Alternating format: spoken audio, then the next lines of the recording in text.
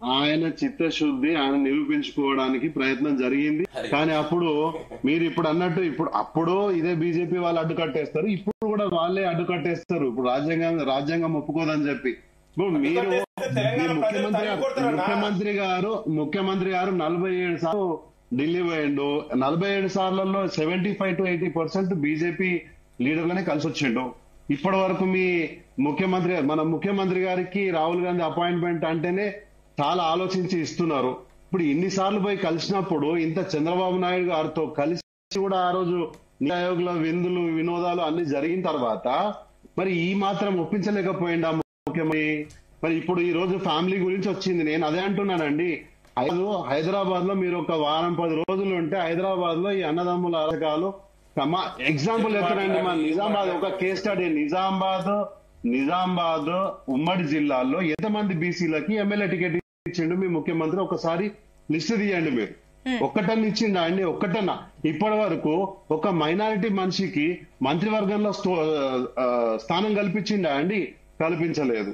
ఎవరినో ఇప్పుడు ఈ రోజు ఎన్నో ఆరోపణలు ఎదుర్కొంటున్నటువంటి ఒక ముస్లిం నాయకుడు, మైనారిటీ నాయకుడు ఈ రోజు ఆయన పక్కన నిలబడి ఆయన కారులో వెళ్తా ఆయన తర్వాత నేనే అంటున్నాడు. ఈ రోజు బీసీకి సంబంధించినటువంటి రిజర్వేషన్లు డిక్లేర్ చేయడం కూడా పొంగులేటి శ్రీనివాసరెడ్డి గారు మాట్లాడుతున్నారు. ఆయన రెడ్డా కాదా? ఆయన రెడ్డా కాదు, బీసీ సంక్షేమ మంత్రి లేడా మీకు? ఆయనతో చెప్పిస్తే ఏమైతుంది? మీకు చిత్తశుద్ధి లేదు. మీరు ఇంకోటన్నా ఏమంటున్నానంటే ఇప్పుడు బీజేపీ వాళ్ళు ఏమంటున్నారు, మేము ముఖ్యమంత్రులు ఇచ్చినాం, ఇవి ఇచ్చినాం అని అంటున్నారు.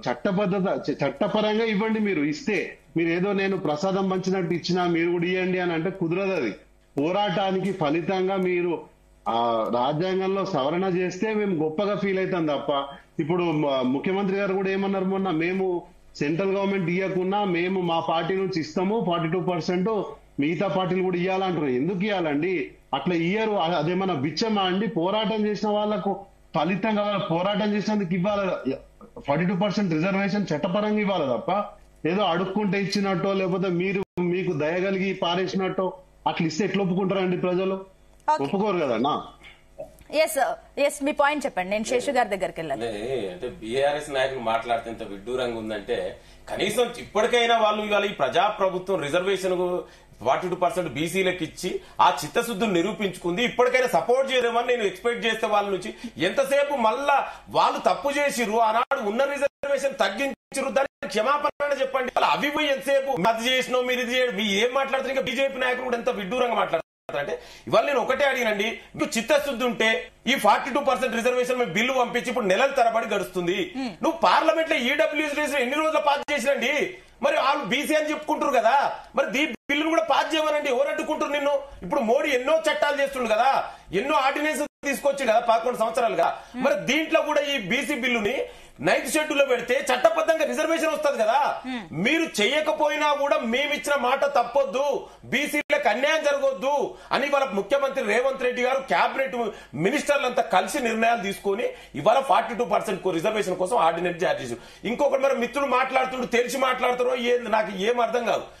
ఎట్లా విడ్డూరంగా మాట్లాడుతారంటే ఒక ఏ మినిస్టరు దాన్ని ప్రకటిస్తారని, వాళ్ళంతా క్యాబినెట్ మినిస్టర్ అంటే ఐఎన్ మినిస్టర్ ఆయన చేతిలో ఉంది. అది దాంట్లో నిర్ణయాలు క్యాబినెట్ నిర్ణయాలు చెప్తే దాని మీద కూడా రెడ్డి ఏం మాట్లాడతారండి? మీకు చిత్తశుద్ధి నిరూపించుకోండి.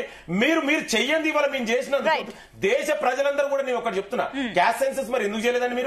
మీరు చేసిన సమగ్ర కుటుంబ సర్వే ఎందుకు బయట పెట్టలేదండి? ఇదే కేసీఆర్ చేసింది కదా. పర్ఫెక్ట్ ఉందా? ఏ కులం కరెక్ట్ నంబర్ ముందు అదే కదా. నువ్వు చెయ్యాలి, నీకేం తెలుసు? నువ్వు చెయ్యకపోతే నువ్వు బయట పెట్టకపోతే ఇవాళ బిల్లు చేసి అసెంబ్లీలో ఒప్పందం చేసి కేంద్రానికి పంపించడం విను మిత్రమా?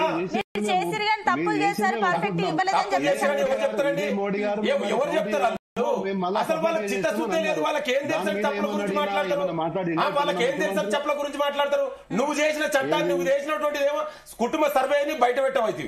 ఇవాళ మేము చేసి సైంటిఫిక్ గా ఎవరు చేయని ఇవాళ మేము చేయడం పట్టుకునే కదా నరేంద్ర మోడీ మెడల్ వంచి ఇవాళ దేశవ్యాప్తంగా రేపు జరగబోయే జనగణలో కులగణన పెట్టింది. ఇదే నరేంద్ర మోడీ ఏమన్నాడండి? మహారాష్ట్రలో పోయి అరే విను మిత్రమా, నీకు వెళ్ళిపోతా విను, నేను చెప్తా. ఇదే నరేంద్ర మోడీ ఏమన్నాడు? విడిపోతే పడిపోతామన్నాడు, విడగొట్టుతామన్నాడు, కులగణన చేయొద్దన్నాడు. అరే విను ఏం కామెంట్ నీకంటే ఎక్కువ మాట్లాడతాను. విను ఫస్ట్ విను. నువ్వు ఇదే కులగణలో విడిపోతే పడగొడతామన్నాడు, కులగణ చేయొద్దు. ఇవాళ చేసిన దానికి కారణం ఇవాళ బీసీ తెలంగాణ ప్రజాప్రభుత్వం చేస్తా కదా. అరే వినుమిత్రమా, నీ ఇష్టం మాట్లాడితే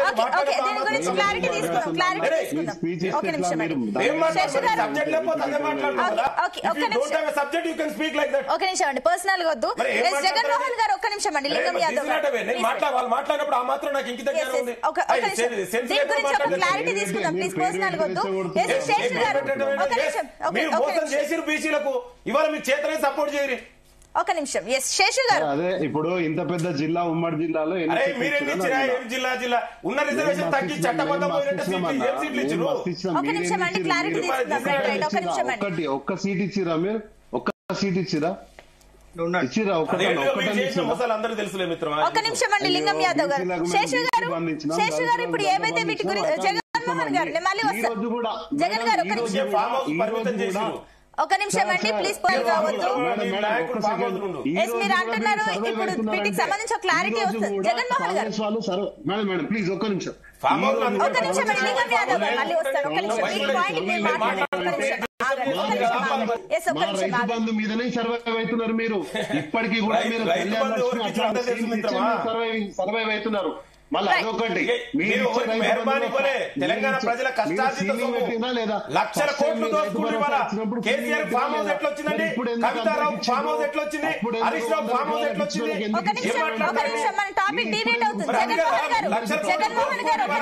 ఒక నిమిషం దీని గురించి క్లారిటీ తీసుకుందాం. ఒక్క నిమిషం దయచేసి మిగిలిన వారు కూడా మాట్లాడండి. ఎవరు డైవర్ట్ చేస్తున్నారు ఏంటో కనుక్కుందాం.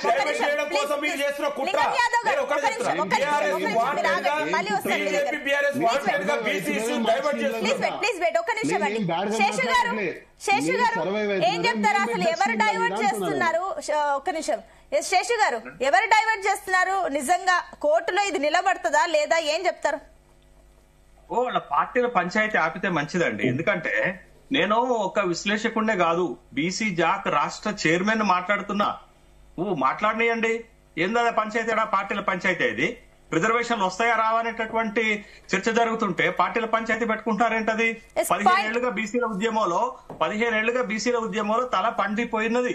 రిజర్వేషన్లు వస్తాయో రావో, రిజర్వేషన్లు ఎట్లా పోయినాయో మొత్తం చర్చకు రమ్మంటే చర్చకు వస్తాం. కాంగ్రెస్ పార్టీ ఎందుకు పిలవట్లే మమ్మల్ని చర్చకి? మీకంటే ఎక్కువ మేము కూడా ఉద్యమాలు చేసాం. బీసీల కోసం రెస్టిగేట్ అయిన నీకు చరిత్ర తెలియదేమో. బీసీల కోసమే రెస్టిగేట్ అయినా ఈ దేశంలో యూనివర్సిటీలో ఆర్ఎస్ఎస్ కు వ్యతిరేకంగా ఇది విను. మరి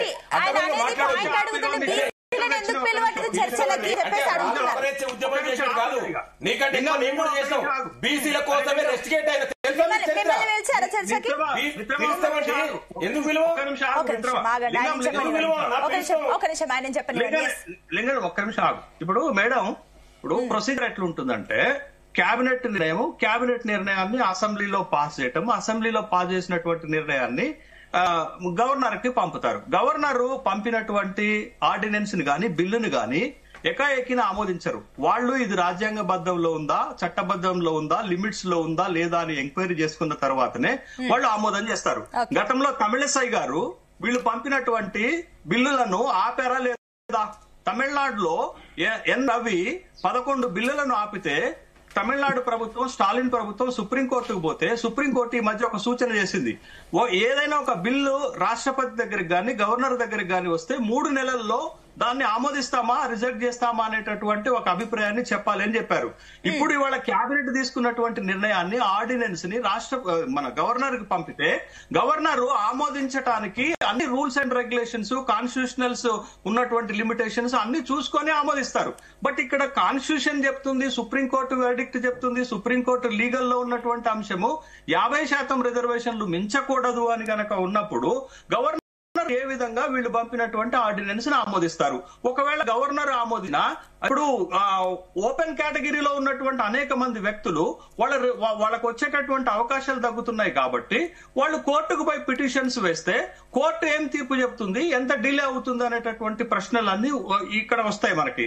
బట్ దీంట్లో నేను అనేది ఏంటంటే అసలు కాంగ్రెస్ ప్రభుత్వము ఇది అండి వాళ్ళు పెట్టినటువంటి బిల్లు. మా లింగం చెప్తున్నారు ఇది మేనిఫెస్టో కమిటీ మెంబర్ గా కూడా ఉన్నారు మల్లింగం. వాళ్ళు పెట్టినటువంటి బిల్ ఇదండి.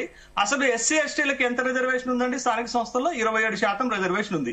దీంట్లో ఎంత పెట్టారండి? దీంట్లో వాళ్ళు పెట్టింది 15+10 పెట్టారు. అంటే వాళ్ళకి 25%. వాళ్ళ రిజర్వేషన్ తగ్గుతుందా? జనాభా ప్రాతిపదిక ప్రకారం వాళ్ళకి రిజర్వేషన్లు ఇవ్వాలని చట్టం చెప్తుంటే వాళ్ళ రిజర్వేషన్ ని మీరు తగ్గించి పెట్టారు. అంటే 69% రిజర్వేషన్ పెట్టాల్సిన బిల్లులో 67% పెట్టారు. ఏది ఇదే బిల్లులో మొన్న పంపినటువంటి వాళ్ళ బిల్లులో బీసీలకు 42%, ఎస్సీలకు 15%, ఎస్టీలకు 10%, మొత్తం కలిపి 67%. కానీ వాస్తవంగా ఉండాల్సిన 69%. వాళ్ళకి స్థానిక సంస్థల్లో 2019లో ఎన్నికలు జరిగింది ఎంత? 27%తో జరిగింది. మరి వాళ్ళు ఒప్పుకుంటారా అండి? మరి బిల్లు పాస్ అయిద్దండి? ఇంత లొసుగులతో ఉన్నటువంటి బిల్లులు బట్టి. రెండోది, మీరు తమిళనాడు ఎగ్జాంపుల్ చెప్పారు కదా. తమిళనాడులో 1970లో రిజర్వేషన్లు బీసీలకు 25% నుంచి 31% పెరిగాయి. తర్వాత 1980లో బీసీల రిజర్వేషన్లు 31% నుంచి 50% పెంచారు. పెంచడానికి వ్యాలిడ్ రీజన్ చెప్పారు. అక్కడ వ్యాలిడ్ రీజన్స్ ఏంటంటే అక్కడ ఒక కమిషన్స్ వేసి అంబాశంకర్ కమిషన్ వేశారు, సత్యనాథన్ కమిషన్ వేశారు. ఆ కమిషన్ రిపోర్ట్స్ లలో ఒక వ్యాలిడ్ పాయింట్ చెప్పారు. ఏం పాయింట్ చెప్పారు? సత్యనాథన్ కమిషన్ ఏం చెప్పింది అనంటే బీసీలలో ఎంబీసీలకు అన్యాయం జరిగింది కాబట్టి రిజర్వేషన్లని పెంచుకోండి అని చెప్పిండు, వ్యాలిడ్ పాయింట్. తర్వాత అంబాశంకర్ కమిషన్ ఏం చెప్పిందనంటే బీసీల్లో 11 కులాలు మాత్రమే రిజర్వేషన్లు పొందాయి కాబట్టి మీరు రిజర్వేషన్లు పెంచుకోండి అని చెప్పారు. ఇక మీరు భూసాని వెంకటేశ్వరరావు గారి కమిషన్, డెడికేటెడ్ కమిషన్ వేశారు. ఇగో మీరు పెట్టిన పాయింట్స్ చూడండి, అసలు వ్యాలిడ్ ఉన్నాయని. బీసీలు ఇంకా వెనకబడి ఉన్నారు కాబట్టి బీసీలు రిజర్వేషన్లు 42%. ఏంది ఇంకా వెనకబడి ఉంది? ఏ బీసీలు పెట్టారా మీరు? వ్యాలిడ్ పాయింట్ పెట్టారా? బేస్ పెట్టారా? ఇది బిల్ అండి. మా ఘనత వహించినటువంటి లింగం యాదవ్ గారు, మేనిఫెస్టో కమిటీ రాసిన లింగం యాదవ్ గారు ఈ బిల్లులో ఉన్నటువంటి అంశాలు చదివితే రిజర్వేషన్లు వస్తాయా? యాదవ్ గారు, దీనికి మీ పాయింట్, మీ ఆన్సర్ ఏంటి? ఇందాక టీఆర్ఎస్ రిజర్వేషన్ తగ్గించినందుకు వారు క్షమాపణ చెప్పాలని, మరి ఆయన కూడా శేషు గారు వ్యాలిడ్ పాయింట్ చెప్పారు. ఒక్క నిమిషం అండి, శేషు గారు ఆయన వ్యాలిడ్ పాయింట్ చెప్పారు. మరి మీరు కూడా రిజర్వేషన్ తగ్గిస్తున్నారు కదా, గతంలో బీఆర్ఎస్ తగ్గించింది, వాళ్ళు క్షమాపణ చెప్పాలి అని చెప్పేసి మీరు అంటున్నారు. మరి మీరు చేసింది కూడా ఏంటి? శేషన్న గారు చెప్పింది డెఫినెట్ కూడా, ఆయన కూడా బీసీ ఉద్యమంలో పనిచేసిండు, ఒక తెలంగాణ ఉద్యమకారుగా మేము గౌరవిస్తాం. నేనేమంటున్నంటే ఇవాళ ఏదైతే గతంలో కూడా ఇక్కడే కదండి సుప్రీంకోర్టు, హైకోర్టు చాలా సందర్భంలో చెప్పినాయి, రిజర్వేషన్ పెంచుకోవాలంటే ఒక సైంటిఫిక్ డేటా ఉండాలని. గతంలో మిగతా రాష్ట్రాలలో రిజర్వేషన్ పెంచినా కూడా సుప్రీంకోర్టు అడ్డుకట్ట వేసింది. ఎందుకంటే నీల ఇందిరా వర్సెస్ యూనియన్ ఆఫ్ ఇండియాలో, ఇందిరాసాని వర్సెస్ యూనియన్ ఆఫ్ ఇండియాలో 50% క్యాప్ అనేది పెట్టడం జరిగింది. ఇవాళ దానికి అనుగుణంగానే అట్లా జరుగుతుందనే ఒక డెడికేషన్ కమిషన్ ఏర్పాటు చేసి సైంటిఫిక్ గా లెక్కలు ఉన్నాయి మా దగ్గర. ఇప్పుడు లెక్కల ఆధారంగానే ఇప్పుడు రిజర్వేషన్ పెంచుతున్నాం కదా. సైంటిఫిక్ మీరు లెక్కల ఆధారంగానే లెక్కల ఆధారంగా తగ్గించడం, లెక్కల ఆధారంగా ఇప్పుడు రిజర్వేషన్ పెంచినాం కాబట్టి ఇప్పుడు హైకోర్టు